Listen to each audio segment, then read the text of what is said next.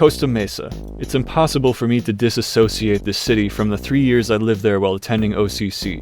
The good memories of learning about machine tools, getting my first job in the industry, going to the auction at my first job after they sold it and moved it to Ohio, getting my ass kicked in physics because of my professor's unintelligible dialect, biking down Coast Highway in the rain instead of studying for physics, super amazing garage sailing, building my first bike trailer, finding a club on campus that used bike trailers, super convenient biking to the beach for the occasional barbecue, eating tons of free dumpster bread, discovering the French hip-hop radio show on KUCI at 4 in the morning on Wednesdays, completing my second rap album, questioning whether or not I was transgender. Okay, I think that's enough. I decided early on that I did not want to commute 20 miles each direction from Yorba Linda, which turned out to be a great decision because the landscape of the city was very conducive to my decision not to own a car. Costa Mesa is a city along the coastal region of Orange County, go figure. The word mesa refers to its topography as being situated on what is effectively a large plateau, which is most evident approaching from the west on Victoria Street. The city is often described as being self-contained. I think this refers not only to the amount of activities you can do here, but also in having very clearly defined borders, as it doesn't blend in as easy with the surrounding cities like your typical SoCal suburban sprawlscape. The size of the city at around 16 square miles made it extremely convenient for biking. I felt like I could get anywhere in 30 minutes or less. And since the city had everything, there was hardly any reason to leave. I lived about a mile away from campus in a neighborhood called Mesa del Mar. The neighborhood, along with the college and adjacent fairgrounds, used to be a military base in World War II and was developed into its current form in the following decades.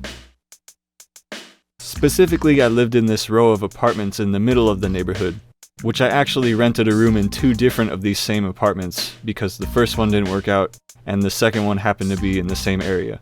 I would consider these a pretty reasonable density. Each of these L-shaped apartments have 4 units, 6 garage spaces, a laundry room, and most of them had their own front yard, so it's not like we were super crowded. Now, Costa Mesa has been building a lot more dense housing in recent years. A lot of it has been rezoned from industrial use in the west side. One example that stands out is the corner of 17th and Superior, which used to have this industrial-looking tanks and stuff, which is now a neighborhood. And then driving down Placentia Avenue, you'll see the occasional new complex among all this industrial stuff.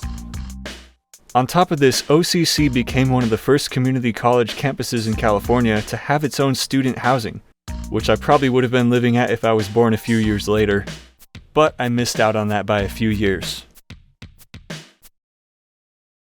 This is really the heart of downtown Costa Mesa.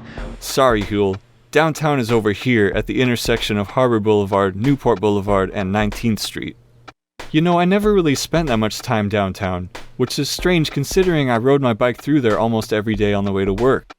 There must have been something about it that just made it really inhospitable. Wait, don't tell me, I know the answer, I know it! It's the traffic. No thanks to the fact that the entire contents of the 55 freeway empties right into downtown. It's no wonder I didn't want to be there. Like, imagine everyone's favorite downtown in Orange County, the Orange Plaza, and then imagine that the 55 freeway just ends right there. I don't think people would want to go there. We now get to the part of the video where we cry about how the 55 and Newport Boulevard used to be a train track. I kind of get where they're going with this, the whole Route 66 style, the main road through town goes through our downtown type vibe, but really 4 lanes in each direction is too much. I think what I really loved about Costa Mesa, besides its small form factor, is it just feels like there's something for everybody. Take shopping for instance. You got your luxury mall, you got your hipster malls, you've got your swap meets, and then for housing you've got your old apartments, your new apartments, your straight out of a Norman Rockwell painting East Side single family homes, and your new student housing. Of course, transit does leave a lot to be desired, considering the nearest Metrolink station is so far away, so getting to LA from here kind of takes forever. But on the flip side, there is an airport right here, and of course a lot of Octa bus routes go through the city. If only we could get that Newport and Santa Ana Railway back. And yes, we all know the city of Irvine next door probably has more miles of bike infrastructure than the entirety of LA County put together, but I would still rank Costa Mesa better for living car-free because Irvine is just so spread out, and Costa Mesa is getting better with more bike infrastructure by the year, even if it's just these lame plastic bollards. Anyways, enough of the B-roll, let's head down there for old time's sake and check it out. Moon Park is a really special place to me. For me, it's like the gateway into Costa Mesa because it's the first thing you see of the city on the Santa Ana River Trail heading from the north. Even though it's next to the freeway, I kind of feel like that's good for inspiration because it helps you zone out, and many a good of my rap lyrics have been written here. That's why I took my album cover photo shoot here. Costa Mesa also has some of the best tasting tap water around because they get most of it from groundwater, where other cities have to import a lot of their water. Because here the water table is so deep, they can produce their own. And I don't think they add fluoride to it, so that's probably also why it tastes so good. Oh look, they did rails to trails here, but they actually left the physical rails in the ground and just poured this weird rubbery concrete stuff around it. So that means they could use it in the future. Yeah, so when IKEA gets their mind straight and wants to deliver stuff by train. By the way, these tracks here used to serve the LA Times pressing plant in Costa Mesa, which ceased operations a few years ago and is now occupied by some defense contractor who apparently wasn't interested in train deliveries.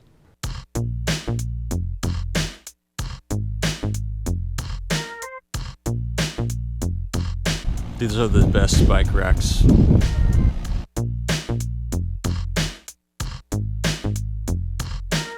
Wow, this looks different. This looks very different.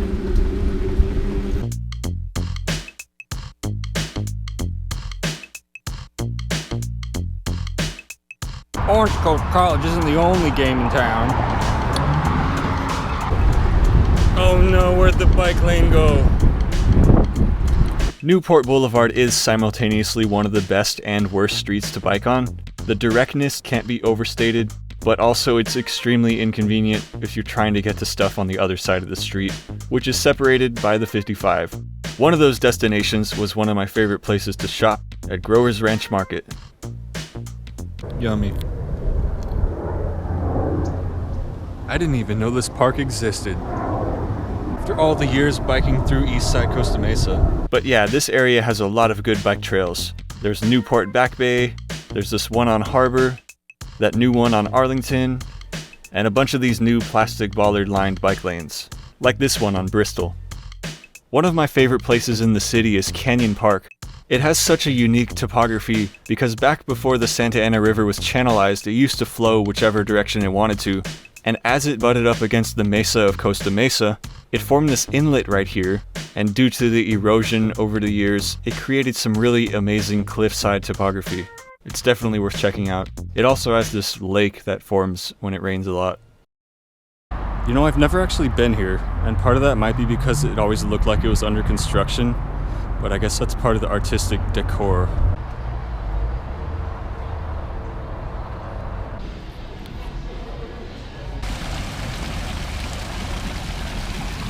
Wow, that was actually pretty cool. Maybe that means I'm a hipster.